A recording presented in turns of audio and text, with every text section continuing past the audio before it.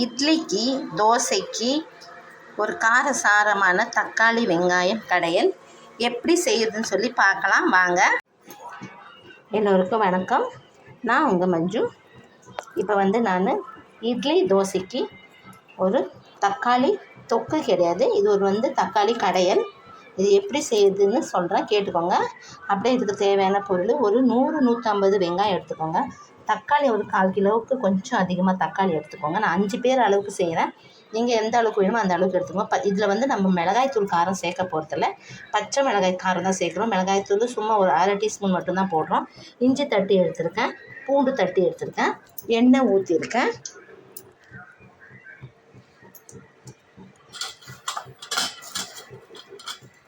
இப்போ கடுகு போட்டுக்கலாம்.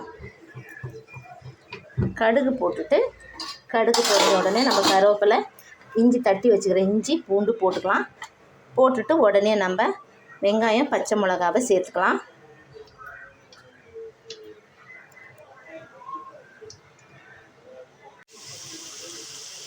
அடுத்து கடுகு பொரிஞ்ச உடனே கருவேப்பிலை, இஞ்சி, அப்புறம் பூண்டு, உடனே நம்ம வெங்காயம் பச்சை மிளகா சேர்த்துக்குவோம்.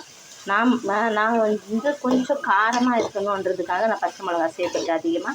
நீங்கள் எந்த அளவுக்கு வேணுமோ உங்கள் தேவைக்கேற்றது நீங்கள் சேர்த்துக்கோங்க. இது நல்லா வதங்கி வரட்டும். வெங்காயம் ஒரு 3/4 பதத்துக்கு வெங்காயம் வதங்கினா போதும். அந்த டைமில் நம்ம தக்காளி எடுத்து போட்டு, தக்காளியும் அதே மாதிரி ஒரு 3/4 பதத்துக்கு தக்காளியும் வதங்கினா போதும். அப்போ வதங்கும்போது கொஞ்சம் உப்பு, மஞ்சத்தூள் போட்டுக்குவோம்.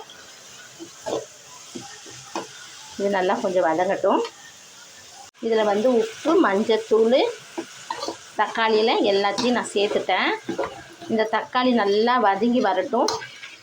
ஓரளவுக்கு தக்காளி நல்லா கொஞ்சம் 3/4 அளவுக்கு கொஞ்சம் நல்லா வதங்கி வரும்போது நம்ம ஒரு 1/2 டீஸ்பூனு வீட்டு குழம்பு மிளகாய்த்தூள் போட்டுட்டு, உப்பெல்லாம் ஆல்ரெடி போட்டிருக்கோம். இதில் நம்ம தேவையான அளவு கொஞ்சமாக நம்ம தண்ணியை விட்டு, ஒரு 1.5 கிளாஸ் தண்ணி விட்டு நம்ம தட்டு போட்டு இதை மூடி கொதிக்க வைக்கலாம்.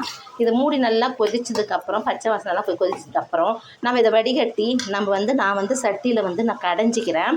நீங்கள் நார்மல் பாத்திரத்தில் கூட, குண்டானில் இந்தமாரி பாத்திரத்தில் கூட நீங்கள் கடைஞ்சிக்கோங்க. அவ்வளோதான். கொத்தமல்லி போட்டுட்டு நீங்கள் விட்டுட்டிங்கன்னா முடிஞ்சுது. இருங்க, நான் செஞ்சுட்டு காட்டுறேன். இந்த அளவுக்கு இது கொதிச்சா போதும். இந்த பச்சை வாசனை, இந்த மிளகாய்த்தூள் அதோட அந்த பச்சை வாசனை போனால் போதும். இந்த அளவுக்கு நம்ம கொதித்த பிறகு இதை நம்ம வடிகட்டி கடைஞ்சிக்கலாம். அவ்வளோதாங்க, சட்டியில் போட்டு கடைஞ்சிட்டேன். நீங்கள் பாத்திரத்தில் போட்டு கடைங்க. ஆனால் தயவுசெய்து மிக்சியில் போட்டு அரைச்சிடாதீங்க. பாத்திரத்தில் கடைஞ்சாலே நம்மளுக்கு இந்தமாரி மத்து வச்சு கடைஞ்சாலே வந்துடும். கொத்தமல்லி தழை போட்டு, இந்த சூட்டில் கொத்தமல்லி தழை போட்டு நம்ம இறக்கிட்டோன்னா நம்மளோட இட்லி தோசைக்கு இந்த கடையல் செம்ம டேஸ்ட்டாக இருக்குங்க. நீங்களும் ட்ரை பண்ணி பாருங்கள். உண்மையிலே உங்களுக்கு கண்டிப்பாக பிடிக்கும்.